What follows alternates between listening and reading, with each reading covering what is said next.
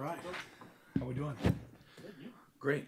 Obviously excited to get back into Autzen this weekend, get to play a really good opponent. Obviously, they're really talented across the board and have had a lot of success over the last several years. Certainly a really good team and a good challenge for us. Had a good work day this morning to start and excited to get to it. Start on the right here with Zach. You guys talked about going to the doctor on Sunday. What was that like yesterday, and what do you think the mindset of this team is going forward? Yeah, I thought our guys had a really good work day today. They certainly attacked things and appreciated the things that we got to improve. So they handled it the right way. On the left there. What did the film tell you about maybe some of the offensive line deficiencies? Yeah, we didn't play well enough. And there were some, miscommunications that we had to clean up. But certainly room for improvement. But they know that they didn't play to the standard that we want, and we can be better there. On the right, Chris. Yeah, what are your thoughts just on how the pass rush performed on Saturday, and what more would you like to see from that group? Yeah, I thought it was good at times. We got hurt on some screen games, so the ability to retrace and recognize that would be improvement and something that we're really working on. But I thought you saw some good pass rush from us. Front left, James. When penalties were an issue on the O-line all of last season, I'm sure you guys harped on it all offseason, Dan. At what point, what threshold does accountability have to include playing time for some of that? Yeah, it does when you have people that are better that can perform and have proven that they're accountable as well, right? So you put the best on the field that are accountable and proven that they can do it at the right level. And when you have that option, that's when you certainly can do that. Back right, Brett. Coach, you talked a lot about the growth that this team could learn from, obviously, last weekend's game. What did you learn from watching the film, and what do you think you guys can improve upon before moving into this next weekend's game? I think there's a lot of nuggets. I mean, you go back and you look at the overall game, and you're winning in a lot of categories. The categories we really didn't win on were situational football and the way we ran the ball, right? So when we had the ball twice before half, we didn't score. Had an opportunity to kick, didn't make the kick. Didn't score in the middle eight. Generally that's been something that we've done, well. That offensively, defensively gave us some explosive plays, even on limited possessions. But we had 87 snaps, they had 48 snaps, right? So you had the ball a lot more, but we weren't creating the explosives that turn into, positives. So finding ways to do that. A lot of that comes with, effort to the ball, finishing, proper mechanics, but you look at it and you study those pieces. How do we create those things? And then you attack it and you build your practice plan around that as well. A lot of the things we saw that were places for us to improve, those are exact things that we worked on today. Near the back on the left, Jared. How do you feel like the in-helmet communication went? Where do you feel like you can continue to improve on that when the season goes on? Some good, some bad, and I think that's the way these games have to work, right? You have to learn from it and figure out, okay, what's really effective, what's not. But there was some positive from it. Some things where it really helped us, allowed us to get in and or out of good looks. But then also there were some times that it wasn't effective enough, and we need to do a better job of utilizing that. Front right, Zach. For Johnny, what are some of the difficulties of being a right tackle for a right-handed quarterback to then being a right tackle for a left-handed quarterback and covering the blind side, some of the intricacies that maybe the common fan might not think about? Yeah, I mean, I think you just said it, right? There is a difference. But ultimately, you're trying to keep the pocket clean, and the pocket, unless it's a movement pass, it's not going to be in a completely different place. But there's some things there that make it a little bit different as far as where, players will step up and where, the depth of the pocket, what that looks like. But generally, it still is very similar in position. On the left here, Eric. Sure, the running back put a lot of things on film that were impressive in their opener. What kind of stands out about that challenge and what he's done? Yeah, I think this is the best running back I've seen since I've been here. He's certainly an NFL guy, and he doesn't go down on first contact ever. He's one of the best stiff arm guys that we've gone against. He runs really, really physical. And then, the next guy they brought in ran for 100 yards too. So it's a really powerful rushing attack. Their offense does a lot of good things to scheme you up. And, they have compliments off of each play, right? So a great stretch play is going to have a great boot play action off of it as well. So they hold you accountable. They make you tackle. They're going to make, DBs tackle. They do a really good job of that. And the back certainly, is a big piece of their success. Front left, James.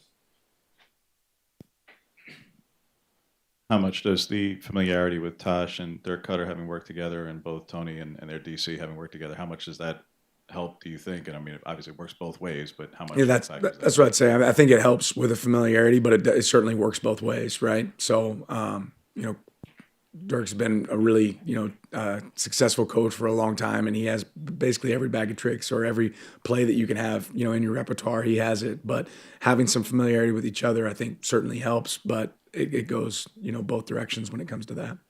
Back left, Matt. Talked about more explosive plays. Dylan talked about the same thing on Saturday. How much of it was him not making the correct read? How much of it was taking what the defense gave because it wasn't there? Yeah, I'd say none of it was really him not making the right read. I think we took a shot early in the game down the field, and then they stopped playing that coverage that gave us the opportunity to take that shot. We called a lot of shot plays. They played over the top, so I think Dylan made the smart decision with where he took the ball, where he got to the ball.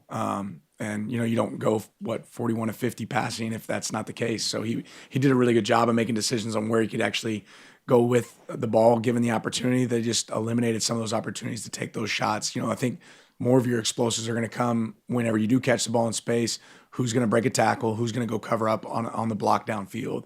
And those are the things that we got to do a better job taking care of. And then being able to run the ball more effectively. On the left, Eric. Both Bedford and Gary were listed as questionable, and it looked like they went through warm-ups and at least were in uniform. Are you optimistic that they could go this week? Yeah, I am. Right here, front left, James. Run defense was obviously really good last season, Dan, but in the losses, it was a tougher go, and obviously that was a good O-line in those games and the like. This is a pretty good O-line. You mentioned their running game.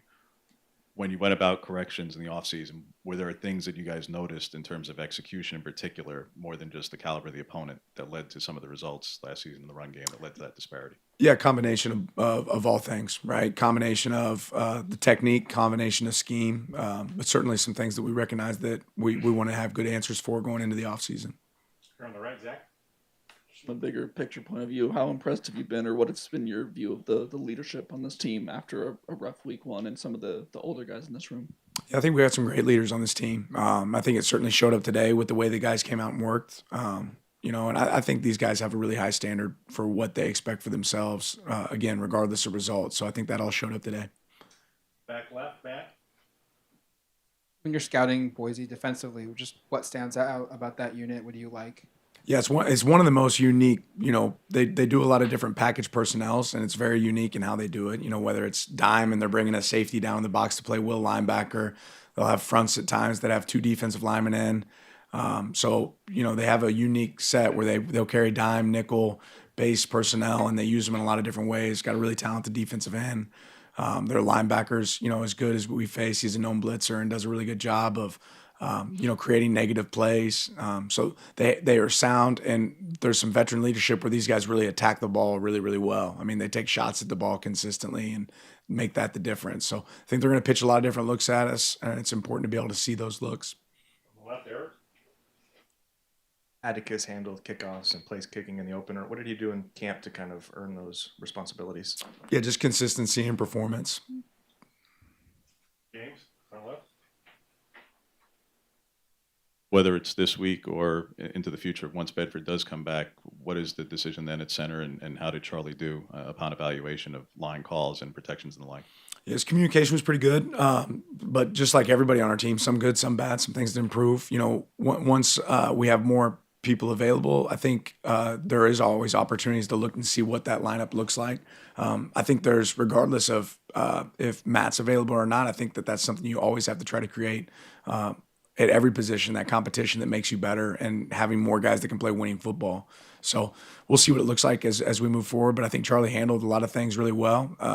Charlie certainly wasn't the guy that didn't play. Was the guy that didn't play well on the offensive line. I think it was a unit. That's the unit that has to play well together, right? And it takes all five guys being on the same page and executing at a high clip. And he's part of that unit, right? So he has ownership in that. But on the same note, there were multiple guys that didn't play to their standard or our standard on Saturday. Last question, James.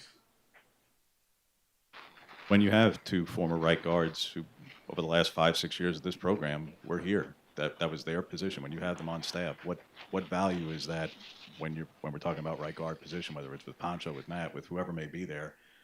What is the value of Ryan and Dallas being here in general, but specific to this position where there's been a change?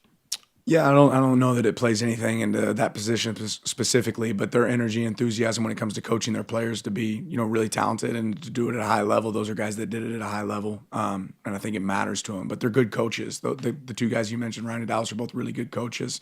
They coach these guys hard. Our players trust them, so it's always good having guys like that can communicate with them. Thank you, Coach. Appreciate your time. Appreciate it. Coach.